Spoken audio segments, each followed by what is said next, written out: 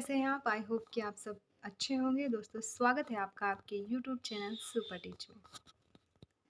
दोस्तों आपकी YouTube channel super teach के माध्यम से नई वैकेंसी से संबंधित जानकारी, प्रवेश परीक्षाओं से संबंधित जानकारी और समय समय पर अपडेटेड सूचना आप तक पहुंचाई जाती है।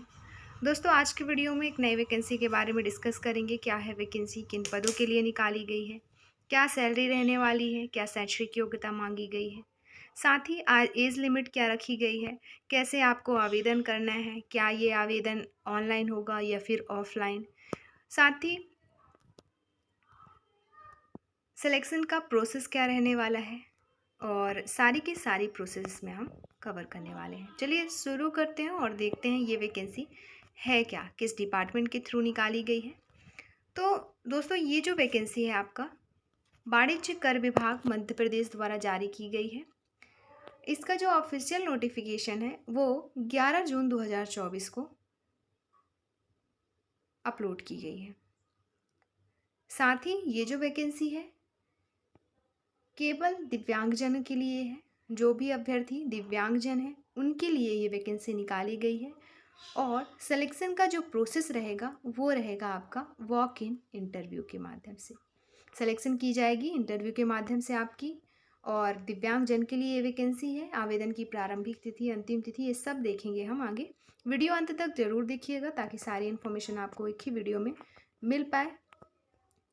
और चलिए शुरू करते हैं, देखते हैं ये जो अभी हम सबसे पहले देख लेते हैं दिव्यांगजन की जो रिक्त पद हैं वो उनके पद का नाम, पदों की संख्या, आवेदन पत्र की अंतिम तिथि और कार्यालय का नाम जहाँ आपको आवेदन प्रस्तुत करना है। तो विज्ञापित पद का नाम है आईटी ऑपरेटर और श्रेणी है तृतीय श्रेणी लिपिकीय। तो आईटी ऑपरेटर तृतीय श्रेणी लिपिकीय के पद हैं जो कुल मिला के 4 पदों पर यहाँ पे भर्ती की जा रही है। पदों की संख्या 4 है जिसमें से 2 पद निकाले गए हैं बहरे और कम सुनने वाले अभ्यर्थियों के लिए और 2 पद निकाले गए हैं ऑटिज्म, बौद्धिक दिव्यांगता, स्पेसिफिक लर्निंग डिसेबिलिटी, मानसिक बीमारी और बहुविकलांगता वाले अभ्यर्थियों के लिए। साथ ही कार्यालय जहाँ पे आपको आवेदन पत्र प्रस्तुत करना है वो है कार्यालय आयुक्त वाणिज्य कर मध्य प्रदेश, मोती बंगला compound, Mahatma Gandhi road, Gandhi hall के पास, इंदौर, पिन कोड 452007। तो ये थी वैकेंसी से संबंधित इन्फॉर्मेशन। अब देखेंगे आवेदन पत्र प्रस्तुत करने की अंतिम तिथि। तो आवेदन पत्र जमा करने की अंतिम तिथि है 27 जून 2024। 27 जून के पहले तक आप आवेदन कर सकते हैं। उसके बाद अगर आप आवेदन करते हैं तो वो आवेदन निरस्त कर दिया जाएगा। दोस्तों अब देख लेते हैं वेतन क्या रहने वाला है, क्या सैलरी दी जाएगी आपको पर मंथ। तो वेतन का जो लेबल है वो 6 रहेगा और मिनिमम सैलरी जो दी जाएगी आपको पर मंथ, स्टार्टिंग सैलरी जो रहेगी वो रहेगी 25,300 रुपये पर मंथ। 25,300 रुपये पर मंथ आपको स्टार्टिंग सैलरी दी जाएगी और ये सैलरी जो बढ़ते बढ़ते आपका 80,500 तक जाएगी 7वां वेतनमान। तो 25,300 से 80,500 आपकी सैलरी होने वाली है।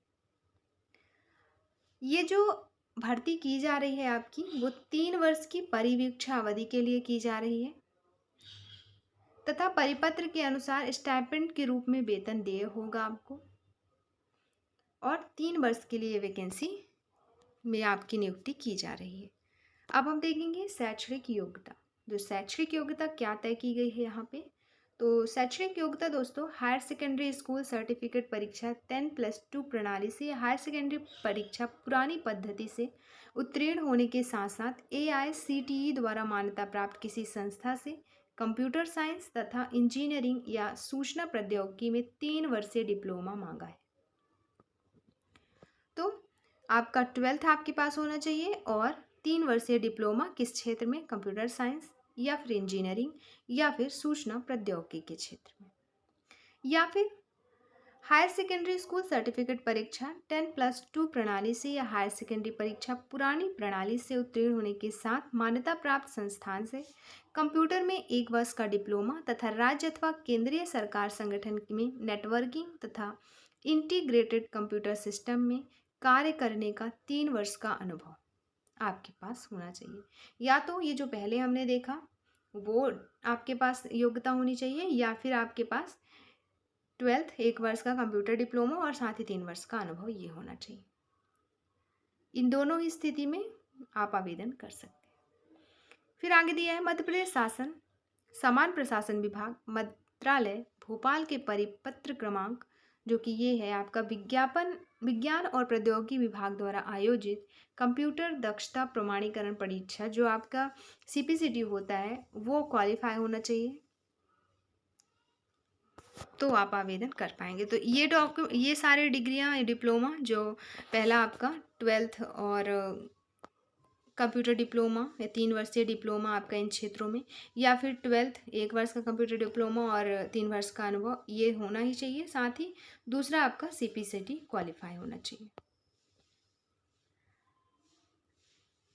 और वो डॉक्यूमेंट देख लेते हैं जो आपको आवेदन करने से पहले आपके पास उपलब्ध होने चाहिए, क्योंकि आवेदन करते वक्त वो सारे डॉक्यूमेंट आपको आवेदन पत्र के साथ अटैच करके दिए गए पते पर भिजवाना है।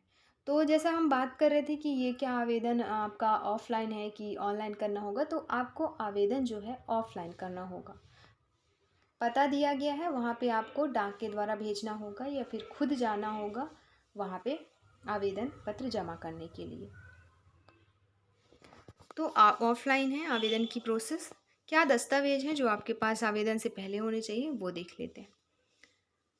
तो दोस्तों, दस्तावेज जो हैं, आपका शैक्षणिक योग्यता होनी चाहिए, सारे प्रमाण पत्र, दस्तावेजों की स्वप्रमाणित छायाप्रति होनी चाहिए और पासपोर्ट साइज के स्वप्रमाणित 2 फोटोग्राफ्स। फिर मध्य प्रदेश का मूल निवासी प्रमाण पत्र। फिर अनुसूचित जाति जनजाति यानी पिछड़ा वर्ग है तो जाति प्रमाण पत्र। फिर मेडिकल बोर्ड द्वारा जो विकलांगता प्रमाण पत्र होता है आपका डिजिटल वाला, वो प्रमाण पत्र। साथ ही अगर आप दिव्यांगता में मूक बधिर श्रेणी के निःशक्त जन हैं तो आपका कार्यभार ग्रहण कराने से पहले आपका मेडिकल परीक्षण लिया जाएगा, जिसमें बोरा टेस्ट कराया जाएगा। फिर रोजगार कार्यालय का जीवित पंजीयन प्रमाण पत्र।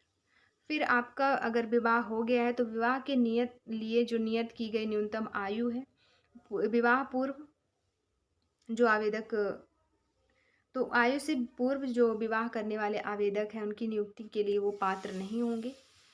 क्या कौन कौन पात्र नहीं होगा, ये आगे जानकारी दी गई है, वो हम देखेंगे। इससे पहले देख लेते हैं एज लिमिट क्या निर्धारित की गई है।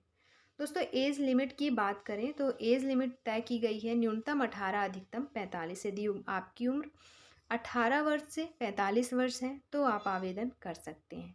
आपके आयु सीमा में 5 वर्ष की छूट दी जाएगी। साथ ही इसकी आयु की जो गणना की जाएगी वो की जाएगी 1 जनवरी 2024 के आधार पर। आधार किसको माना जाएगा? 1 जनवरी 2024 को। अब कौन कौन से आवेदन निरस्त होंगे, किस किस स्थिति में, वो देख लेते हैं। दोस्तों, अगर विवाह के लिए नियत की गई न्यूनतम आयु से पहले विवाह करने वाले आप आवेदक हैं तो आपकी जो नियुक्ति होगी वो मान्य नहीं होगी, आप नियुक्ति के पात्र नहीं होंगे। फिर दिनांक 26/1/2001 या उसके पश्चात शासन निर्देश से अधिक संतान वाले आवेदन के लिए पात्र नहीं होंगे। आप इस दिनांक जो कि 26/1/2001 है, उसके बाद अगर जो शासन ने तय किया है कि 2 से अधिक बच्चे नहीं होने चाहिए, अगर हैं तो आप आवेदन नहीं कर सकते। फिर आवेदन पत्र निर्धारित अंतिम तिथि एवं ऊपर दिए गए कार्यालय के पते पर स्वयं प्रस्तुत करें या फिर पंजीयत डाक से लिफाफे के ऊपर दिव्यांगजन हेतु चिन्हांकित पदों में से IT ऑपरेटर के पद हेतु आवेदन पत्र अंकित करते हुए भेजें। तो आप जो डाक के थ्रू जो भेजेंगे आप सारे डॉक्यूमेंट, उस लिफाफे में सबसे ऊपर आपको पद का नाम लिखना होगा जो कि है IT ऑपरेटर। किसी भी स्थिति में निर्धारित अंतिम दिनांक को कार्यालयीन समय पश्चात प्राप्त आवेदनों पर विचार नहीं किया जाएगा। आप अंतिम तिथि के बाद अगर कोई भी आवेदन कार्यालय में पहुंचता है या फिर कार्यालय का जो समय है उसके बाद पहुंचता है, तो वहाँ पे आपके आवेदन पर किसी प्रकार का विचार नहीं किया जाएगा, मतलब आपका आवेदन निरस्त माना जाएगा। विलंब से प्राप्त आवेदनों को मान्य नहीं किया जाएगा तथा पूर्ण या त्रुटिपूर्ण भरे हुए आवेदन पत्रों को निरस्त कर दिया जाएगा। दोस्तों, अगर आपका आवेदन देर से पहुंचता है, वही कि अंतिम तिथि के बाद पहुंचता है, तो भी मान्य नहीं होगा, निरस्त कर दिया जाएगा। कोई गलती है उसमें तो भी मान्य नहीं होगा। इसलिए आवेदन को आप, जो आवेदन का प्रारूप होगा उसमें जो जो जानकारी मांगी गई है उसको आप सुस्पष्ट अक्षरों में लिखेंगे, सही जानकारी फुलफिल करेंगे। कोई गलत जानकारी और कोई झूठी जानकारी आपको फिल नहीं करनी, नहीं तो आवेदन वैसे भी निरस्त कर ही दिया जाएगा। फिर भारत सरकार के राजपत्र दिनांक 5/5/21 द्वारा जारी अधिसूचना अनुसार दिनांक 1/6/2021 के बाद समस्त दिव्यांगता प्रमाण पत्र केवल UDID पोर्टल नाम के माध्यम से नियमानुसार जारी किए गए डिजिटल प्रमाण पत्र ही मान्य होंगे। अगर आप दिव्यांग हैं और आप की जो दिव्यांगता है इसके बाद हुई है, तो आप को डिजिटल प्रमाण पत्र आपको लगाना होगा, वही मान्य होगा जो कि UDID पोर्टल के माध्यम से बनती है।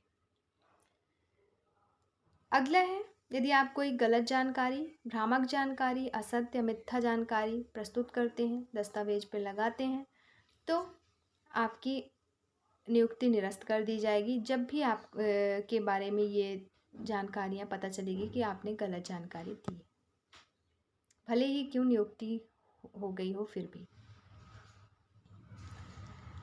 नियुक्ति संबंधी समस्त अधिकार वाणिज्य कर मध्य प्रदेश के पास सुरक्षित होंगे। किसी भी कारण से विज्ञप्ति निरस्त की जा सकती है तो वो कौन कर सकता है? वाणिज्य कर आयुक्त।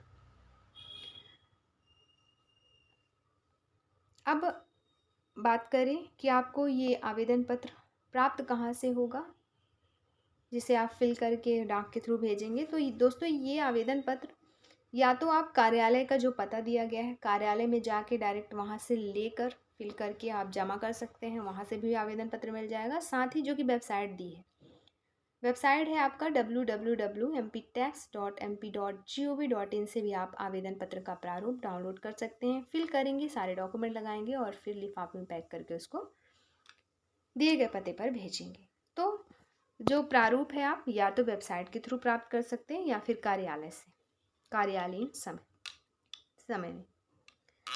अब किस पते में भेजना है, तो पता दिया गया है आपका वाणिज्य कर मध्य प्रदेश इंदौर का, जो भी पूरा पता दिया गया है वहाँ पे आपको भेजना है। साथ ही इंटरव्यू होगा।